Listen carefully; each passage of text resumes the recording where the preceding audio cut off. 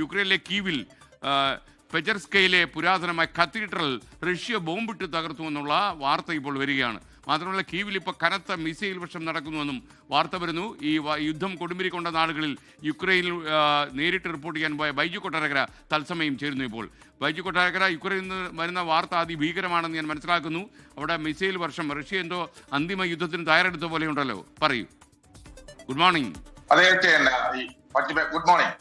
പശ്ചിമേഷ്യയില് Iran യുദ്ധം ഏകദേശം അവസാനിക്കും എന്ന് തോന്നിയപ്പോഴാണ്, അല്ലെങ്കിൽ ഇപ്പൊ ഇതിന് കുറച്ച് ദിവസങ്ങൾക്ക് മുമ്പാണ്, കാരണം ഇതിന് എല്ലാ ദിവസവും ഈ അപ്ഡേറ്റ്സ് എനിക്ക് അവിടുത്തെ മിലിറ്ററിയുടെ തന്നെ അപ്ഡേറ്റ്സ് വരുന്നുണ്ട്.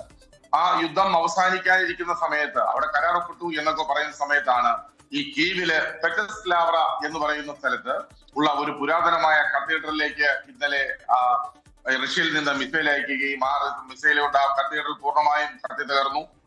അതുപോലെ തന്നെ റഷ്യയിലെ പല സ്ഥലങ്ങളിലും, മരിയോപോളിലാണെങ്കിലും കർക്കീവില്, ക്രീമിയ, സപ്രോഷ്യ തുടങ്ങിയ സ്ഥലങ്ങളിലെല്ലാം ഇപ്പോൾ മിസൈൽ വർഷം നടക്കുന്നു. പഴയതിനേക്കാളിലും ഉപരിയായി ഒരുപാട് മിസൈലുകൾ എല്ലാ ദിവസങ്ങളിലും രാവിലെയും ഉച്ചയ്ക്കും വൈകുന്നേരവും ഒക്കെ, നേരത്തെയൊക്കെ രാത്രിയിൽ മാത്രമായിരുന്നെങ്കിൽ ഇപ്പോൾ പകലും അവിടെ മിസൈൽ വർഷം നടക്കുന്നു എന്നുള്ളതാണ് റഷ്യയിൽ നിന്ന് വരുന്ന റിപ്പോർട്ടുകൾ. അതായത് മിലിറ്ററിയുടെ ഔദ്യോഗിക സൈറ്റിൽ നിന്ന് അവര് അറിയിക്കുന്ന റിപ്പോർട്ടുകൾ അതാണ്. അതുപോലെ തന്നെ ഈയിടയ്ക്ക് ഒരു ഡോക്യുമെന്ററി അവിടെ, അതായത് ഒരു ഇംഗ്ലീഷ് ഡോക്യുമെന്ററി ഒരു ഹോളിവുഡിലുള്ള ഒരു കമ്പനി പുറത്തുവിട്ടിരുന്നു. BBC ഉൾപ്പെടെയുള്ള കമ്പനിയാണ് അത് പുറത്തുവിട്ടിരുന്നത്.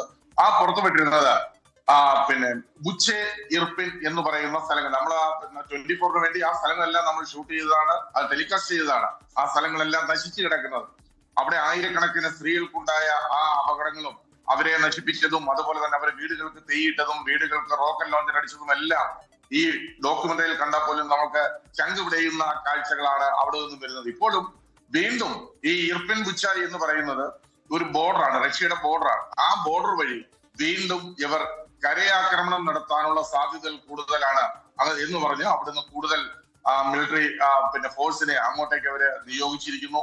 അതുപോലെ തന്നെ മരിയോപോളില്, ക്രിമിയയില്, അങ്ങനെ ഒരുപാട് സ്ഥലങ്ങളിൽ ഒരിക്കലും നമ്മൾ റിപ്പോർട്ട് ചെയ്തിരുന്നു വൈറ്റ് ഫോസ്ഫറസ് ബോംബിംഗ് അവിടെ നടന്നിരുന്നു എന്ന് റിപ്പോർട്ട് ചെയ്തിരുന്നു.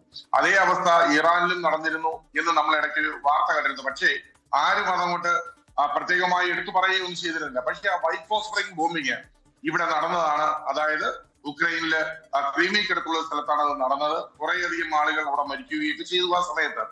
അതിനെക്കുറിച്ച് പോലും അത് വാർത്തകളൊന്നും കണ്ടില്ല. പക്ഷെ ഇപ്പോ ഈ കഴിഞ്ഞ ദിവസങ്ങളിൽ, അതായത് ഒരു 4-5 ദിവസത്തിന് മുമ്പ് റഷ്യയിലെ ഒരു മിലിറ്ററിയുടെ ഒരു ക്വാർട്ടേഴ്സിലേക്ക്, അവരുടെ ഒരു സ്ഥലങ്ങളിലേക്ക്, അതായത് മിസൈലുകളും അവരുടെ ഡ്രോണുകളും ഒക്കെ സൂക്ഷിച്ചിരുന്ന സ്ഥലത്തേക്ക് ഇവിടെ ഉക്രൈനിൽ നിന്നും അയച്ച ഡ്രോൺ അത് മുഴുവനായി നശിപ്പിക്കുകയും അത് അവിടെ ഒരുപാട് നശീകരണ പ്രവർത്തനങ്ങൾ നടത്തിയതിന്റെയും പ്രതികാരമായിട്ടാവണം 2 ദിവസമായി, ഇന്നലെയും മെനഞ്ഞാന്നുമായി ഒരുപാട് മിസൈൽ വർഷം കീവിലേക്ക് വരെ വരുന്നു എന്നുള്ളതാണ് സത്യം.